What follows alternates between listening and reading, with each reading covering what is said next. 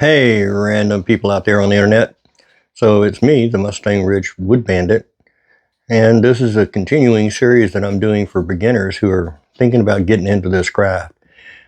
In previous videos, I showed how you could make some very simple projects using reclaimed material or inexpensive material and a rudimentary set of tools. If you enjoy doing it and you're having a good time with it and you want to level up, the next decision you need to make is what tool comes next. That's going to depend on a lot of things. How much room do you have? What are you trying to make? What's your budget? These are all things to consider. Well, with me, I don't have a lot of room and I don't have a big budget. So my next level tool was a table saw. I looked all over the place. I saw plenty of videos suggesting which way I should go. Oh, you want to get a saw stop to protect your fingers. Well, if you can afford it, by all means, get a saw stop. But if you're like me, that's a little bit out of my budget. I needed to go with a budget-friendly table saw. There was also just suggestions that you could look for used tools on Marketplace, Craigslist, or pawn shops and places like that. I'm a little leery about that myself because I really don't know how the previous owner used his tools, how well he took care of them, what condition they're in. So for me, I wanted to go new. I wanted a budget-friendly model that performs well and can give me the quality of cut that I want. So I went ahead and I bought a Skill table saw. You can find this on sale for under $300 without any of the accessories that I have. And for a budget, that's actually pretty good. It's a very powerful saw. It's quite loud, but it has some features I really, really wanted in my saw.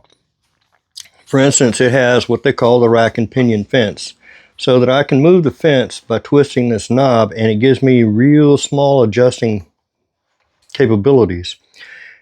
With some of the other saws, you have to physically move the fence in order to get what you want. It also has lots of adjustability built into it so that you can adjust the blade camber. You can adjust, the camber, or you can adjust whether or not it's perfectly straight, because in order for this saw to cut well and not bind up or cause kickback, you want to make sure your blade is nice and square to the miter slots and the fence, and you want to make sure that when it's 90 degrees that it's giving you a nice 90-degree cut. Now I added to this a feather board. Now what a feather board is going to do is that we can move this feather board over when we have our fence up to here, and we have a piece of material. Let me grab a quick piece of material here. Anything will work. We put our material in here. When we move it over to where we want to cut it, we can bring the feather board over and apply a certain amount of pressure. And when we push this through, that'll keep this board from trying to wobble. One of the biggest dangers of a table saw is kickback. That's when a piece of the material gets on top of the blade instead of being on the blade, and it kicks the material back at you. What this does is keep it up against the fence so that it stays square and it doesn't twist or bind. All right. I added also some of these hold down feather boards, which allow me to take and put a little pressure on it this way so that when I'm pushing it through, the wood can't come up. I put one forward and aft of the blade so that it'll keep that material pushed down. This one keeps it pushed in. Now we got to push it through. Well, if you push it through with your fingers, obviously you get your fingers closer to here than you really want to be. So I also got a push stick. This is, in my opinion, one of the better push sticks because it has a foam end on it and it's not likely to shatter if you accidentally touch the blade. And there's enough distance that I can keep my hand well away from that blade as I pass the wood through. Another thing about these is that when you have them in there, the wood won't go backwards. Okay, so the final addition that I put onto my table saw was the bow extender. Because job site table saws are very small, they don't have a lot of table, and larger material will tend to rock around. With this, you can extend that out somewhat. Now, whenever you push something through here, it's just going to fall off unless you have some kind of outfeed. So when I built my cart for my table saw, I made sure that my outfeed was my workbench so that nothing falls. It's just slightly lower than the table saw so that it doesn't push it up or anything like that.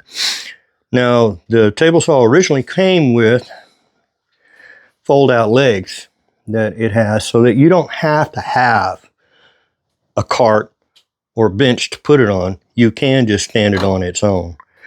I prefer having carts because I have a small shop and I need for things to be mobile. In this case, I have this cart with wheels on it so that I can move it around my shop. I can take it and get it out of the way. I can put it over here where it works best, and so on and so forth. So in any event, the whole idea here is that for my next level, I needed a table saw. I think that's a logical choice for anybody that's really trying to get into the hobby. You can make some good long cuts, what we call the rip cuts that go with the grain, on a table saw that are very difficult, if not almost impossible to do with a jigsaw or a circular saw. So in any event, this is next level tools. This is the first of a series of videos I'm going to do that are going to show you some of the other next level tools that you may want to add to your collection if you've decided to take this hobby on as a gig. All right. So in any event, I appreciate all your views. Celebrating this week, I actually have 60 people who have subscribed to my channel. Thank you all for that. And a number of people who actually like my videos. So, hey, that's cool. I'm not going viral anytime soon, but if you're a beginner, this might be a good channel for you to watch to learn how to move at a pace that makes sense to someone that's just getting into this most enjoyable hobby. Thanks for watching. As always, be safe.